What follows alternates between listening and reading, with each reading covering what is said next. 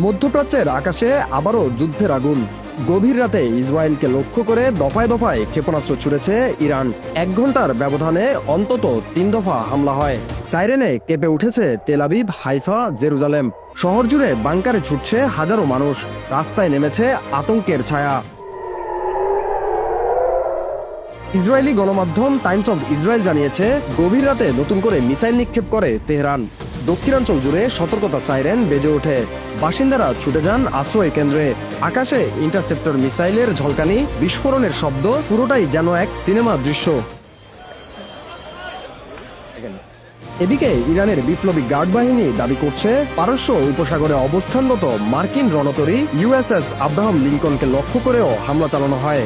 তবে একজন মার্কিন কর্মকর্তা আল জাজিরাকে জানিয়েছেন, রণতরী অক্ষত আছে, স্বাভাবিক কার্যক্রম চালিয়ে যাচ্ছে। কিন্তু তারাও কোনো দৃশ্যমান প্রমাণ প্রকাশ করতে পারেনি। ফলে প্রশ্ন থেকেই যাচ্ছে। মধ্যপ্রাচ্যে উত্তেজনার আগুন দাউ দাউ করে জ্বলছে। ইরানের সর্বোচ্চ নেতা আয়াতুল্লাহ খামেনির হত্যার প্রতিশোধ নেওয়ার ঘোষণা ঘিরেই এই সংঘাতের বিস্তার। তেহরান স্পষ্ট জানিয়েছে, শুধু ইসরায়েল নয়, মধ্যপ্রাচ্যে থাকা মার্কিন ঘাঁটিগুলো তাদের লক্ষ্যবস্তু। Qatar, Bahrain, Jordan, Oman, Kuwait, Saudi আরব এবং সংযুক্ত আরব আমিরাত, এই দেশগুলোর একাধিক বিমানবন্দর, আবাসিক ভবন ও হোটেল ক্ষতিগ্রস্ত হওয়ার খবর মিলেছে। হতাহতের তালিকায় রয়েছেন কয়েকজন মার্কিন সেনাও। যদিও প্রত্যেক দেশের পক্ষ থেকে বিস্তারিত আনুষ্ঠানিক বিবৃতি এখনো স্পষ্ট নয়।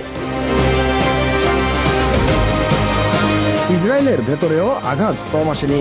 তেল আবিবে একটি ক্ষেপণাস্ত্র সরাসরি আঘাত এনেছে বলে স্থানীয় সূত্র জানিয়েছে। হাইফা ও জেরুজালেমেও বিস্ফোরণের খবর পাওয়া গেছে। ইসরায়েলি প্রতিরক্ষা বাহিনী আইডিএফ আকাশ প্রতিরক্ষা ব্যবস্থা সক্রিয় রাখলেও সব ক্ষেপণাস্ত্র প্রতিহত করা গেছে কিনা তা নিশ্চিত করা যায়নি। অন্যদিকে সীমান্তবর্তী একটি রেজিমেন্টের সদর দপ্তরে ইসরায়েলি হামলায় 40 জন ইরানি সেনা নিহত হয়েছেন বলে দাবি উঠেছে। সেই ঘটনার পরই প্রতিশোধের আগুন যেন আরও তীব্র হয়ে ওঠে। তেহরান থেকে একের পর এক মিসাইল ছোড়া শুরু হয়। ইরানের অভ্যন্তরে প্রতিশোধের আবেগ এখন তুঙ্গে। পবিত্র জামকারান মসজিদে উত্তোলন করা হয় লাল পতাকা, যা প্রতিশোধের প্রতীক হিসেবেই পরিচিত। এই পতাকা ওঠা মানেই যুদ্ধের ঘোষণা।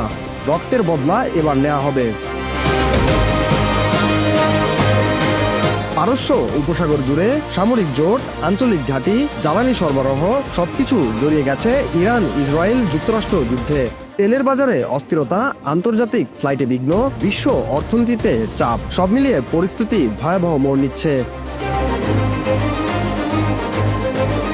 একদিকে ইসরায়েলি আকাশ প্রতিরক্ষা, অন্যদিকে ইরানের ব্যালিস্টিক ও ক্রুজ মিসাইল।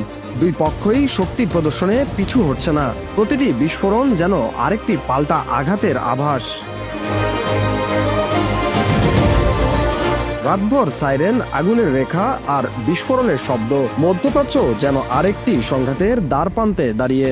খামেনির রক্তের বদলা নেওয়ার শপথে অটল তেহরান, আর নিজেদের নিরাপত্তা নিশ্চিত করতে দৃঢ় তেল আবিব। এই আগুন কোথায় গিয়ে থামবে তা এখনো অনিশ্চিত। তবে স্পষ্ট, পরিস্থিতি ভয়াবহভাবে ধীরে ধীরে বিশ্বযুদ্ধে মোড় নিচ্ছে।